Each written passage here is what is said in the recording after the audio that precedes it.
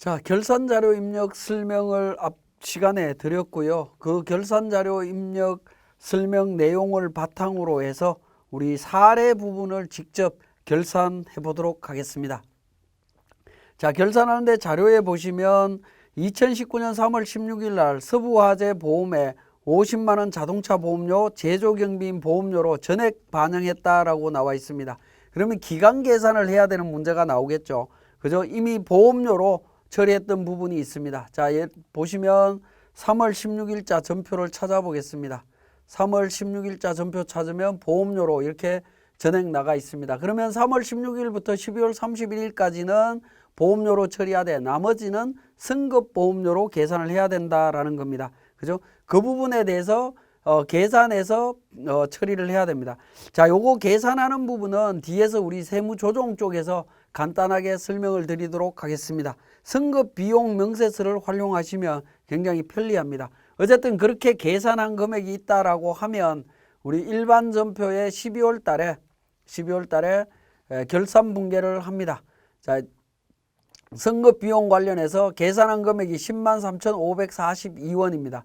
그래서 보험료를 줄여야 됩니다. 자, 보험료를 줄이는 방법은 원래는 대변으로 해서 회계 처리를 해야 되는 부분이죠. 대변으로 이렇게 회계 처리를 해야 되는 부분인데, 이렇게 회계 처리해야 되는데, 자, 주의하실 부분은 이 500번대, 800번대 계정 비용을 대변에서 감소시키는 건 전혀 문제가 없는데, 자, 800번대 계정이 아닌 500번, 600번, 700번 원가 계정과 관련되는 부분들은 이렇게 대변에서 감소를 시키면 우리 프로그램은 이 부분을 인식을 못하는 문제가 발생을 합니다. 그렇기 때문에 이 부분에 대해서만큼은 차변으로 입력을 하시고, 차변으로 입력하셔서 마이너스 금액으로 대체해서 입력을 해주시면 됩니다. 자, 이렇게 정리를 해서 승급 비용에 대한 부분을 직접 결산 분계를 했습니다.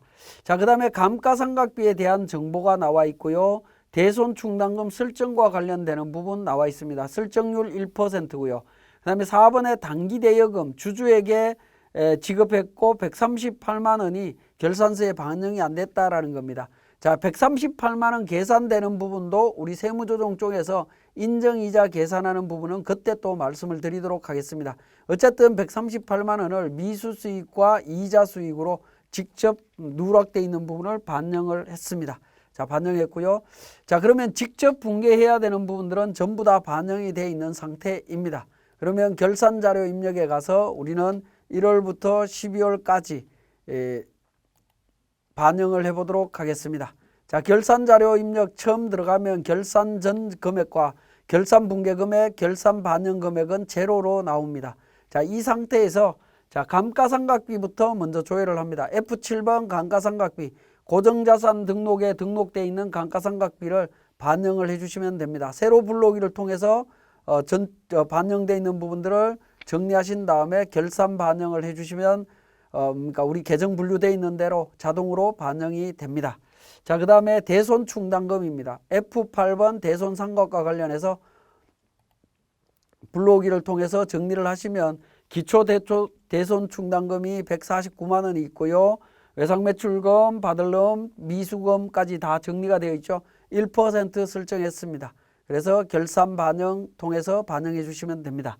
자, 그 다음에 재고자산 입력하시면 되죠. 상품 재고자산 175만 원입니다. 직접 입력해 주시고요. 원재료 재고자산입니다. 8,500만 원 입력해 줍니다. 자, 그 다음에 제공품입니다. 기말 제공품 3천만 원입니다. 3천만 원. 기말 제품 재고액 1억 5천입니다. 자, 1억 5천 입력을 했습니다. 그래서 당기순이익이 계산이 되고 있고요. 맨 하단 부분에 선납세금에 대한 부분, 법인세 등과 관련되는 부분이 있습니다. 자, 단기 법인세 비용은 1,153만 3,181원으로 되어 있습니다.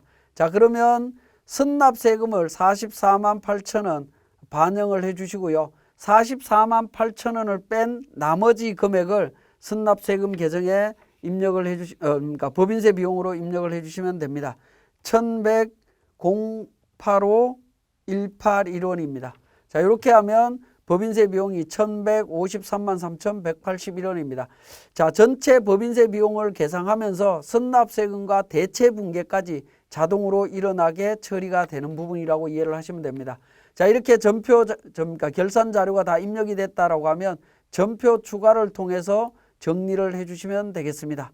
자, 이렇게 이제 전표 추가를 하셨다라고 하면 우리 그러니까 제조원가 명세서부터 시작해서 한번 확인을 하시면 되는데, 자, 합계잔액 시산표를 통해서 결산이 제대로 됐는지 한번 보도록 하겠습니다. 자, 12월 31일자 기준으로 해서 내용을 쭉 밑으로 확인을 해보시면 제조원가 쪽이 잔액이 전부 다 제로가 되면서 매출원가로 대체되어 있죠. 정상적으로 제대로 회계 처리됐다라고 이해를 하시면 되겠습니다. 자, 결산자료 입력과 관련해서 한 가지 좀 주의하실 부분은 어떤 부분이냐면, 우리 교재에도 결산자료 입력할 때 주의해야 될 부분 말씀을 드리고 있는데, 자, 우리 결산 반영 금액이 있습니다. 결산 반영 금액에 직접 입력한 금액, 특히 감가상각비 같은 경우에는 결산 반영 금액과 결산 전 금액이라고 있습니다. 여기에 금액이 있고 결산 반영 금액에 또 금액을 반영하면 이중으로 계상되는 문제점이 있을 수 있습니다. 그런 부분들만 좀 주의를 하시면 결산자료 입력 쪽에서는 문제될 게 없다라고 이해를 하시면 되겠고요. 자, 결산 자료가 입력이 되고 나면 전표 추가하고 나면 일반 전표에 가서 우리가 한번 확인을 해 보겠습니다. 12월 달 전표 확인해 보시면 어떻게 됩니까? 결차 결대라고 하는 붕괴로 결산 붕괴가 이렇게 일어나 있습니다. 결산 붕괴 엄청나게 많은 붕괴가 일어나고 있죠. 그죠? 이렇게 많은 붕괴를 수동으로 직접 붕괴해야 되는 거지만 우리 세무사랑 프로에서는 자동으로 정리해주고 있다라고 이해를 하시면 되겠습니다. 이것으로 결산자료 입력 사례를 마치도록 하겠습니다.